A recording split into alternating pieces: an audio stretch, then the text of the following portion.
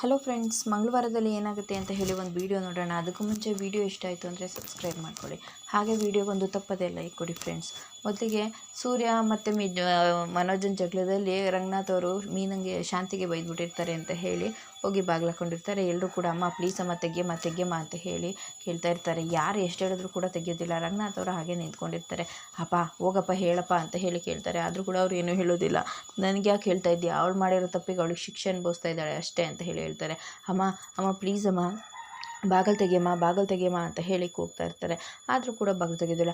ಅಪ್ಪ ಬಾರಪ್ಪ, ನೀನಾದರೂ ಹೇಳಿ ಬಾರಪ್ಪ ಅಂತ ಹೇಳಿ ರವಿ ಕೂಡ ಬಂದು ರಿಕ್ವೆಸ್ಟ್ ಮಾಡ್ಕೊತಾನೆ. ಏನು ಮಾತಾಡದೆ ಸುಮ್ಮನೆ ಕೂತ್ಕೊಂಡಿರ್ತಾರೆ. ಹಾಗೆ ಮನೋಜ್ ಮತ್ತು ರೋಹಿಣಿ ಕೂಡ ಬಂದು ರಿಕ್ವೆಸ್ಟ್ ಮಾಡ್ಕೊತಾರೆ. ಮಾವ ಪ್ಲೀಸ್ ಮಾವ, ಏನೋ ತಪ್ಪು ಮಾಡಿದ್ದಾರೆ, ಅವ್ರ ತಪ್ಪಿಗೆ ಶಿಕ್ಷೆ ಕೊಡೋಣ, ಅದನ್ನೇ ಒಪ್ಕೊಳ್ಳೋಣ. ಆದರೆ ಈಗ ನೀವು ಈ ರೀತಿ ಎಲ್ಲ ಮಾಡಿಬಿಟ್ರೆ ಅತ್ತೆ ತುಂಬ ಬೇಜಾರು ಮಾಡ್ಕೊಂಡು ಏನಾದರೂ ಮಾಡ್ಕೊಂಡ್ಬಿಟ್ರೆ ಮಾವ ಪ್ಲೀಸ್ ಮಾವ, ಇದೆಲ್ಲ ಬೇಡ ಪ್ಲೀಸ್, ನೀವು ಹೋಗಿ ಅವ್ರಿಗೆ ಹೇಳಿ, ಏನಾದರೂ ಮಾತಾಡಿ ಮಾವ. ಮಾತಾಡ್ತಾನೂ ಇಲ್ಲ, ಭಯ ಆಗ್ತಾಯಿದೆ, ಹೋಗಿ ಮಾವ ಅಂತ ಹೇಳಿ ಎಷ್ಟು ಹೇಳಿದ್ರು ಕೂಡ ರಂಗನಾಥ್ ಅವರು ಬಗ್ಗೋದೇ ಇಲ್ಲ. ಮತ್ತು ಮೀನಾ ಮತ್ತು ಸೂರ್ಯ ಕೂಡ ಬರ್ತಾರೆ. ಅಪ್ಪ ಹೇಳಪ್ಪ ಬಾರಪ್ಪ ಅಂತ ಹೇಳಿದಾಗ ನನ್ನ ಯಾರು ಬಲವಂತ ಮಾಡಬೇಡಿ ಅಂತ ಹೇಳಿ ಹೇಳ್ಬಿಡ್ತಾರೆ. ಅಪ್ಪ ಬಾರಪ್ಪ ಪ್ಲೀಸ್ ಕಣಪ್ಪ ಅಂತ ಹೇಳಿ ಹೇಳ್ತಾರೆ. ಆದರೂ ಏನೂ ಮಾತಾಡೋದಿಲ್ಲ. ಅದಾದಮೇಲೆ ಇವರೆಲ್ಲರೂ ಕೂಡ ಬಾಗಿಲು ಬಡಿತಾನೆ ಇರ್ತಾರೆ. ಎಷ್ಟು ಬಡಿದ್ರೂ ಕೂಡ ತೆಗಿಯೋದೇ ಇಲ್ಲ. ಆಗ ಏನಾದರೂ ಮಾಡಿರಿ ಅಂತಂದರೆ ಏನೇ ಮಾಡಲಿ ನಾನು, ಅವ್ರು ಮಾಡಿರೋ ತಪ್ಪಿಗೆ ಅವ್ರಿಗೆ ಶಿಕ್ಷೆ ಅಷ್ಟೇ.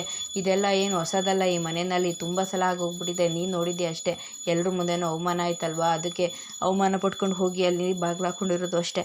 ಬರ್ತಾರೆ ಬಿಡು, ಸ್ವಲ್ಪ ಹೊತ್ತು ಆರಾಮಾಗಿ ರೆಸ್ಟ್ ಮಾಡಿ ನಿದ್ದೆ ಮಾಡಿ ಕಣ್ಣೀರೆಲ್ಲ ಒರೆಸ್ಕೊಂಡು ಬರ್ತಾರೆ ಅಷ್ಟೇ ಅಂತ ಹೇಳಿ ಹೇಳ್ತಾನೆ. ಬಾರಲ್ಲಿ ನೀನು ಅಂತ ಹೇಳ್ತಾರೆ. ಹಾಗಂತ ಹೀಗೆ ಬಿಡೋದಕ್ಕಾಗೋದಿಲ್ಲ. ಅತ್ತೆ ಏನಾದರೂ ಹೆಚ್ಚು ಕಡಿಮೆ ಮಾಡ್ಕೊಂಬಿಟ್ರೆ ಅವ್ರು ಏನು ಹೆಚ್ಚು ಕಡಿಮೆ ಮಾಡ್ಕೊಳ್ಳೋದಿಲ್ಲ. ಶಾಂತಿ ಕಣೆ, ಅವರು ಸಕ್ಕರೆ ಬೈಲ್ ಶಾಂತಿ, ಹಾಗೆಲ್ಲ ಏನು ಮಾಡ್ಕೊಳ್ಳೋದಿಲ್ಲ. ಮಗನಿಗೋಸ್ಕರ ಇಷ್ಟೆಲ್ಲ ಮಾಡಿ ಸಿಕ್ಕಾಕೊಂಡಿದ್ದಾರೆ ಅಲ್ವಾ, ಅದಕ್ಕೆ ಎಲ್ಲರ ಮುಂದೆನೂ ಅವಮಾನ ಆಯ್ತಲ್ಲ ಅಂತ ಹೇಳಿ ಹೀಗೆಲ್ಲ ಮಾಡಿದ್ದಾರೆ ಅಷ್ಟೇ. ಇನ್ನು ಸ್ವಲ್ಪ ಹೊತ್ತು ಕಣೆ, ನೋಡ್ತಾ ಇರೋ, ಎಲ್ಲ ಆದಮೇಲೆ ಹೊರಗಡೆ ಬಂದೇ ಬರ್ತಾರೆ. ಅಲ್ಲ ನಾವು ಇದನ್ನೆಲ್ಲ ಹೀಗೆ ಮಾಡೋದಕ್ಕಾಗೋದಿಲ್ಲ, ಬೇರೆ ಯಾರು ಹೇಳಿದ್ರೆ ಅವ್ರು ಹೊರಗಡೆ ಬರ್ತಾರೆ ಅಂತ ಹೇಳಿ ಅಂದ್ಕೋತಾ ಇರ್ತಾರೆ. ಅಷ್ಟರಲ್ಲಿ ಯಾರು ಹೇಳಿದ್ರೆ ಅವ್ರು ಹೊರಗಡೆ ಬರ್ತಾರೆ ಅಂತ ನನಗೆ ಗೊತ್ತಾಯಿತು, ಮಾಡ್ತೀನಿರು ಅಂತ ಹೇಳಿ ಅಲ್ಲಿಂದ ಹೋಗ್ತಾರೆ. ಏನು ಮಾವ ಇದೆಲ್ಲ ಅಂತ ಹೇಳಿದಾಗ ಏನು ಮಾತಾಡದೆ ಹಾಗೆ ಸುಮ್ಮನಾಗ್ಬಿಡ್ತಾರೆ. ಸೂರ್ಯ ಮತ್ತು ಮೀನಾ ಬಂದು ನೋಡಿದ್ರೆ ಅಲ್ಲಿ ಯಾರೂ ಇರೋದೇ ಇಲ್ಲ. ಈ ಕಡೆ ರಂಗನಾಥ್ ಅವರು ಕೂಡ ಹಾಗೆ ಮಲ್ಕೊಂಡ್ಬಿಟ್ಟಿರ್ತಾರೆ. ಎಲ್ಲರೂ ಡ್ರಾಮಾ ಬಿಟ್ಟು ಅವ್ರ ಪಾಡಿಗೆ ಅವ್ರು ಹೋಗ್ಬಿಟ್ಟಿದ್ದಾರೆ. ನಡಿ ಬೆಳಗ್ಗೆ ಅಷ್ಟರೊಳಗಡೆ ಎದ್ದು ಬಂದಿರ್ತಾರೆ ಅಂತ ಹೇಳಿ ಹೇಳ್ತಾರೆ. ಬೆಳಗಾಗಿರುತ್ತೆ. ಮನೋಜ ಮತ್ತು ರೋಹಿಣಿ ಇಬ್ಬರು ಕೂಡ ಬಂದಿರ್ತಾರೆ.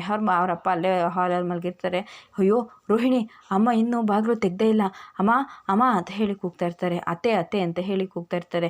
ಆಗ ಓಹೋ ಎಲ್ಲ ಆರಾಮಾಗಿ ರೆಸ್ಟ್ ಮಾಡಿ ಮತ್ತೆ ಡ್ಯೂಟಿಗೆ ಜಾಯ್ನ್ ಆಗಿದ್ದೀರಾ ಡ್ರಾಮಾ ಶುರು ಮಾಡೋದಕ್ಕೆ ಅಂತ ಹೇಳಿದಾಗ, ಏನೋ ಮಾತಾಡ್ತಾ ಇದೆಯಾ, ಅಮ್ಮ ಹಾಗೆಲ್ಲ ಮಾಡ್ಕೊಂಡಿದ್ದಾರೆ ಅಂತ ನಿಂಗೇನು ಅನ್ನಿಸ್ತಾ ಇಲ್ಲ, ಅನ್ಸೋದು ಇಲ್ಲ ಬಿಡು, ಯಾಕಂದರೆ ಅಮ್ಮನ ಮೇಲೆ ನಿನಗೆ ಪ್ರೀತಿ ಕಾಳಜಿ ಇದ್ರೆ ತಾನೆ.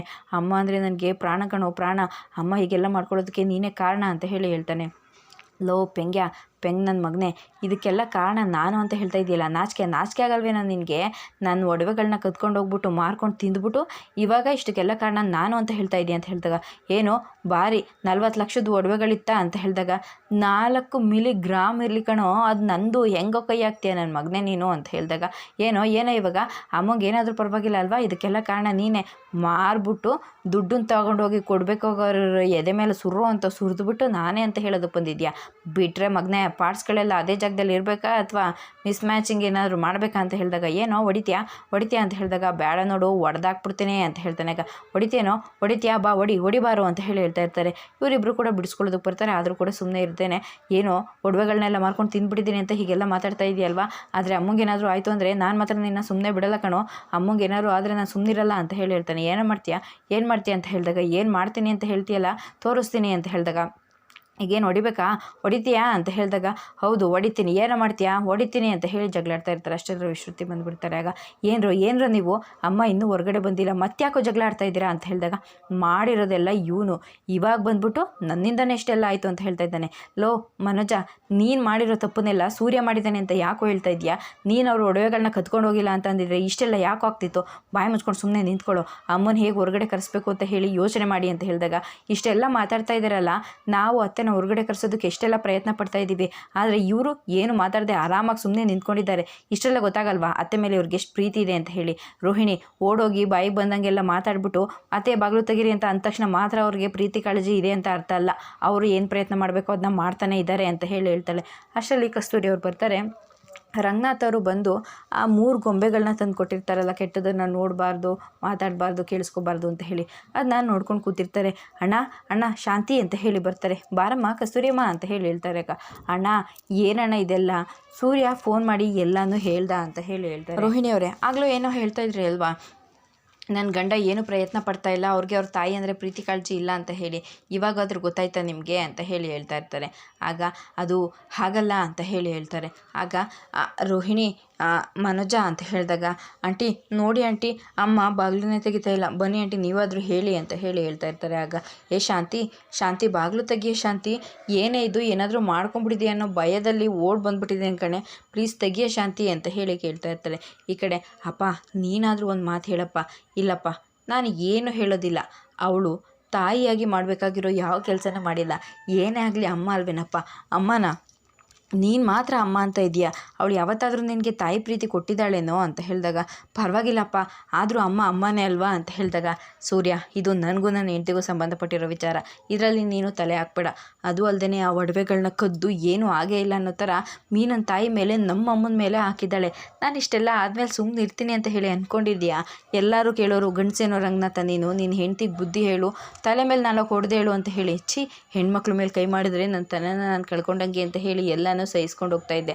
ಆದರೆ ನಾನು ತಾಳ್ಮೆಯಿಂದ ಇರೋದಕ್ಕೇ ಇವಳು ಇಷ್ಟೆಲ್ಲ ಮಾಡ್ತಾ ಇದ್ದಾಳೆ ಅಂತ ಅಂದರೆ, ನಾನು ತಾಳ್ಮೆಯಿಂದ ಇರೋದು ತಪ್ಪೇನೋ, ತಾಳ್ಮೆಯಿಂದ ಇರೋದು ತಪ್ಪ ಅಂತ ಹೇಳಿದಾಗ, ಇಲ್ಲಪ್ಪ ಇದು ನೀನು ತಪ್ಪಲ್ಲ, ಅವನು ಮನೋಜ ಇದ್ದನಲ್ಲ, ಮನೋಜಂಗೋಸ್ಕರ ಸಕ್ಕರೆ ಏನು ಬೇಕಿದ್ರು ಮಾಡಿಬಿಡ್ತಾರಪ್ಪ, ಆದರೆ ಹೀಗೆ ರೀತಿ ಇರೋದು ಸರಿಯಲ್ಲ ಅಲ್ವಾ ಅಪ್ಪ ಅಂತ ಹೇಳಿದಾಗ, ಹೌದು ಮಾವ, ಪ್ಲೀಸ್ ಮಾವ ಬನ್ನಿ ಮಾವ ಅಂತ ಹೇಳಿದಾಗ, ಈ ವಿಚಾರದಲ್ಲಿ ಯಾರು ನನಗೇನು ಹೇಳೋ ಹಾಗಿಲ್ಲ ಅಂತ ಹೇಳಿ ಸುಮ್ಮನೆ ಕೂತ್ಕೊಂಡ್ಬಿಡ್ತಾರೆ. ಆಗ ಅಣ್ಣ ನೀವೇನಣ್ಣ ಹೀಗಾಡ್ತಾ ಇದ್ದೀರಾ, ಅಲ್ಲಮ್ಮ ಇಷ್ಟೆಲ್ಲ ಮಾಡಿರೋ ಇವನು ಇವಾಗ ಬಂದು ಸೂರ್ಯನೇ ಇದಕ್ಕೆಲ್ಲ ಕಾರಣ ಅಂತ ಹೇಳ್ತಾ ಇದ್ದಾನೆ, ಇದು ಸರಿನಾ ಅಂತ ಹೇಳಿದಾಗ, ಅವ್ರು ಮಾಡಿರೋದು ತಪ್ಪೇ ಅಪ್ಪ, ತಪ್ಪೇ, ಇವಾಗ ಇದನ್ನೆಲ್ಲ ಎಲ್ಲರಿಗೂ ಸತ್ಯ ಗೊತ್ತಾಗ್ಬಿಟ್ಟಿದೆ ಅಲ್ವಾ ಅಂತ ಹೇಳಿದಾಗ, ಅಂದರೆ ಈ ಸತ್ಯ ನಿಮಗೆ ಮೊದಲೇ ಗೊತ್ತಿತ್ತಾ? ಅದು ಹಣ ಅದು ಹಾಗಲ್ಲ ಅಂತ ಹೇಳಿದಾಗ, ಅಲ್ಲಮ್ಮ ಇಷ್ಟೆಲ್ಲ ಮಾಡಿದರೂ ಕೂಡ ಅವಳು ಹೇಗಮ್ಮ ಎಲ್ಲರ ಮೇಲೂ ಅಷ್ಟು ದಬ್ಬಾಳಿಕೆಯಿಂದ ನಡ್ಕೋತಾಳೆ, ನನ್ನ ನಂತರ ಅವಳು ಈ ಮನೆಗೆ ಹಿರಿತಾಳೆ, ಈ ಮನೆಯಲ್ಲಿ ಎಲ್ಲರೂ ಸಮನಾಗಿ ನೋಡಿಕೊಂಡು ಎಲ್ಲರ ಜೊತೆನೂ ನಿಭಾಯಿಸ್ಕೊಂಡು ಹೋಗ್ತಾಳೆ ಅಂತ ನಾನು ಅಂದ್ಕೊಂಡಿದ್ದೆ. ಆದರೆ ಅವಳು ಬದಲಾಗಲ್ಲ, ನಾನು ಇಷ್ಟು ದಿನ ಕಾದೆ, ಇವತ್ತು ಬದಲಾಗ್ತಾಳೆ ನಾಳೆ ಬದಲಾಗ್ತಾಳೆ ಅಂತ ಹೇಳಿ, ಆದರೆ ಆಗಲೇ ಇಲ್ಲ, ಎಲ್ಲ ಇವನಿಗೋಸ್ಕರ ಮಾತ್ರ ಮಾಡ್ತಾಳೆ ಅಂತ ಹೇಳಿ ಹೇಳ್ತಾ ಇರ್ತಾರೆ. ಆಗ ಅಣ್ಣ ಮನೋಜನ ಬಗ್ಗೆ ಗೊತ್ತಿಲ್ವಾ ಅಣ್ಣ, ಅವನು ಓದಿರೋ ದಡ್ಡ, ಬುದ್ಧಿ ಇಲ್ಲದೆ ಇರೋ ಪೆದ್ದ ಅಣ್ಣ, ಅವನ ಬಗ್ಗೆ ಯೋಚನೆ ಮಾಡ್ಕೊಂಡು ಕೂತ್ಕೊಂಡ್ರೆ ಶಾಂತಿನ ಅಂತ ಹೇಳಿದಾಗ, ಸಾಧ್ಯನೇ ಇಲ್ಲ, ನನಗೆ ಅವಳ ಹತ್ರ ಮಾತಾಡೋ ಅವಶ್ಯಕತೆಯೂ ಇಲ್ಲ, ಯಾಕಮ್ಮ ಮಾತಾಡಬೇಕು ಅವಳು ನನಗೆ ಅಂತ ಹೇಳಿದಾಗ, ನಿಮ್ಮ ಮೇಲೆ ತುಂಬ ಗೌರವ ಇಟ್ಕೊಂಡಿದ್ದಾಳಣ್ಣ ಅಂತ ಹೇಳಿದಾಗ, ಗೌರವ ಇಟ್ಕೊಂಡಿದ್ರೆ ಗಂಡನ ಹತ್ರನೇ ಸತ್ಯ ಮುಚ್ಚಿಟ್ಟು ಗಂಡನ ತಾಯಿ ಮತ್ತು ಸೊಸೆ ಬೀಗರು ಅನ್ನೋದನ್ನು ನೋಡ್ದೇನೆ ಇಷ್ಟೆಲ್ಲ ಅವಮರ್ಯಾದೆ ಮಾಡ್ತಾ ಇರಲಿಲ್ಲಮ್ಮ ಅಂತ ಹೇಳಿ ಹೇಳ್ಬಿಡ್ತಾರೆ. ಎಲ್ಲರೂ ಕೂಡ ಬೇಜಾರು ಮಾಡ್ಕೊಂಡು ಹಾಗೆ ನಿಂತ್ಕೋತಾರೆ. ಇದಿಷ್ಟು ಮಂಗಳವಾರದ ಒಂದು ವಿಡಿಯೋ ಇಷ್ಟ ಆಯಿತು ಅಂದರೆ ಸಬ್ಸ್ಕ್ರೈಬ್ ಮಾಡ್ಕೊಳ್ಳಿ, ಹಾಗೆ ಒಂದು ಲೈಕ್ ಕೊಡಿ ಫ್ರೆಂಡ್ಸ್.